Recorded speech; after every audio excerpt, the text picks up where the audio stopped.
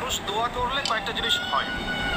মানুষ দোয়া করলে রিজিক যদি হালাল হয়, আকীদায় যদি শিরিক না থাকে, আমলে যদি বেদাত না থাকে, দোয়া করলে দোয়া কবুল হয়ে যাবে ইনশাআল্লাহ।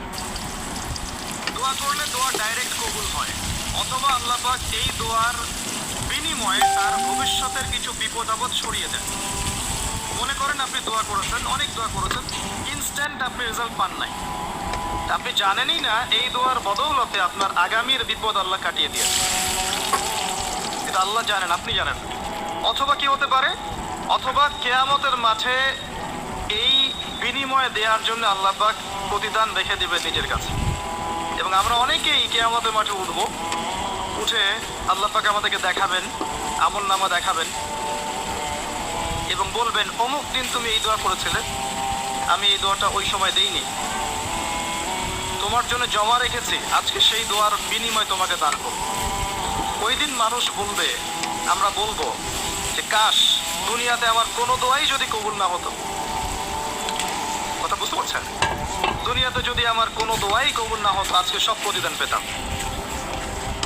একজন অসুস্থ ব্যক্তি, যার দুনিয়াতে প্রচুর রোগ ছিল, কিয়ামতের মাঠে যখন দেখবে যে এগুলোর প্রতিদান কত হাজার হাজার নেকি সে পাচ্ছে, তখন সে বলবে দুনিয়ার পুরো জীবনটাই যদি অসুস্থ থাকতাম কতই না ভালো।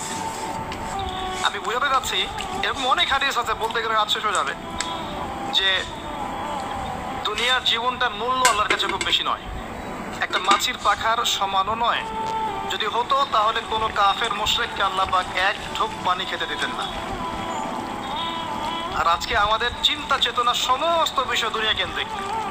আমাদের পড়াশোনার উদ্দেশ্য দুনিয়া, ব্যবসার উদ্দেশ্য দুনিয়া, চাকরির উদ্দেশ্য দুনিয়া, আমাদের সামাজিক কাজগুলোর উদ্দেশ্য দুনিয়া, সবকিছুই দুনিয়া কেন্দ্রিক। আর আমরা সবাই মনে করছি দুনিয়াই দুনিয়া, এরপরে আর কিছু নাই।